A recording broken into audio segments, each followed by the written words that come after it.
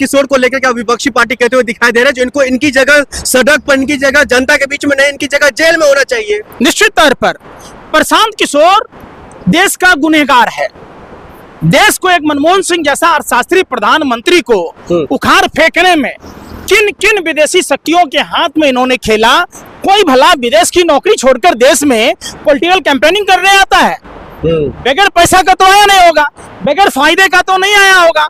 हर युवाओं का एक इच्छा होता है, ड्रीम होता है कि हम विदेश में काम करें, मोटी रकम कमाएं और अपना ये करें।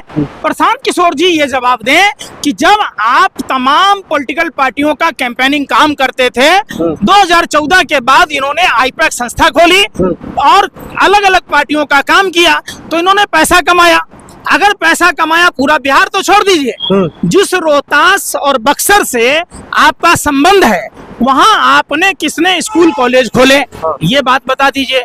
आप जब अपने ही गृह जिला में जिससे आपका पैतृक संबंध है, तो जब वहां काम नहीं किए तो अब क्या खा करेंगे? तो प्रशांत किशोर कार्यकर्ता पूछ रहे हैं, अगर बिहार वासियों का हक में बात करना, बिहार में रोजगार की बात करना, नौजवान की बात करना गुनाह है, तो हमारे नेता जेल जाएंगे। सुन तो लीजिए ना, ये सिर्फ बिहार के गुनहगार नहीं है, ये पूरे भारत के गुनहगार हैं। आप बताइए, क्या प्रशांत किशोर को नहीं मालूम था कि प्रधानमंत्री जी घर में गहना जेवर चोरी किए थे? 2004 में क्लोजर रिपोर्ट लगा, 11 में ना इंडिया आए थे आप?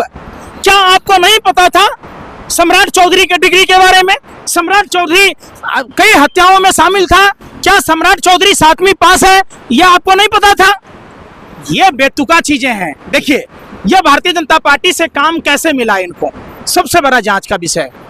भारतीय जनता पार्टी से आपने पैसा लिया, आपने दिल्ली में शीला दीक्षित की सरकार थी और केंद्र में मनमोहन सिंह की सरकार थी। आपने जितना झूठा प्रोपेगेंडा गांधी नेहरू परिवार के प्रति फैलाया, एक ऑक्सफोर्ड में पढ़े हुए लिखे आदमी को आपने इतनी गालियां दिलवाई। धन्य है उस माँ का, सोनिया गांधी को मैं नमन करता हूं, जिन्होंने अपने कलेजा पर पत्थर रखकर अपने इकलौता पुत्र को देश के प्रति समर्पित किया और उन्होंने प्रेरित किया देशभक्ति से कि जाओ, चिंता मत करो, अपने पिताजी के चिट्ठे की कहानी मत गाओ, अपनी दादी के शहादत की बातें मत करो, जाओ, देश की जरूरत है। और राहुल गांधी जी गली गली घूमते रहे, कभी नौजवानों से, कभी किसानों से, कभी ट्रक ड्राइवरों से, कभी कूलियों से, कभी मैकेनिकों से, कभी नाई से, कभी लोहार से, सबसे मिलते रहे, देश के बारे में समझते रहे। कन्याकुमारी से लेकर कश्मीर तक की यात्रा की, गुजरात से लेकर असम तक की यात्रा तय की, अभी बिहार में वोटर अधिकार यात्रा। जो वोट चोरी सरकार कर रही है, इस सरकार को डर क्यों नहीं लग रही है?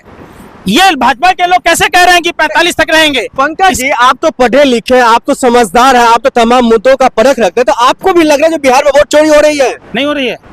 वो जो मृत वोटर के नाम काटे गए, वो दिल्ली में आके चाय पी रहा था, आपको नहीं समझ में रहा है? आपको समझ है कि नहीं? आप पत्रकार हैं। वो मृत आदमी जिसके वोटर लिस्ट से मरे हुए साबित करके नाम काट दिया गया, वो ट्रेन से आया, वो कोई जीन बन के बुलबुल पर चढ़ के तो आया नहीं दिल्ली। जो नेता प्रतिपक्ष के यहाँ चाय पी के गया, यात्राएं की, टीवी चैनलों पर बाइट दिया, तो ये सारी प्रक्रिया इस तरीके से आप दलाली ना करें, कि गोबर खा के मानने वाली बात मत करें, समझिए। तो बिहार में जिस तरीके के लगातार वोट चोरी का आरोप, न जाने क्या क्या आरोप कांग्रेस पार्टी लगा रही है, दूसरी तरफ जो है भारतीय जनता पार्टी दावा कर रही है इस बार हम बिहार के मुद्दों पर चुनाव लड़ रहे हैं और जीतेंगे। देखिए, भारतीय जनता पार्टी को बिहार क्या देश के किसी मुद्दों से कोई मतलब नहीं है।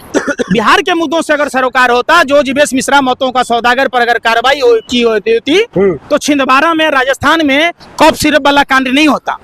कौन है फिर कौन है जीवेश मिश्रा? कौन नकली दवाई बेच रहा था? क्या प्रधानमंत्री नहीं जानते हैं? क्या प्रधानमंत्री नहीं जानते कोरोना वैक्सीन वालों से 55 करोड़ रुपए चंदा कैसे लिया पार्टी फंड में? क्या प्रधानमंत्री नहीं जानते हैं जो पुल लगातार भरभरा के गिर रहा है? आप बताओ, अगर उसमें सीमेंट का इस्तेमाल किया गया होता, हावड़ा के ब्रिज में सीमेंट का इस्तेमाल हुआ, आज तक नहीं गिरा, बरसात आंधी तूफान उसको कुछ नहीं किया, आखिर बिहार में 17 को पुल लगातार कैसे गिर गया?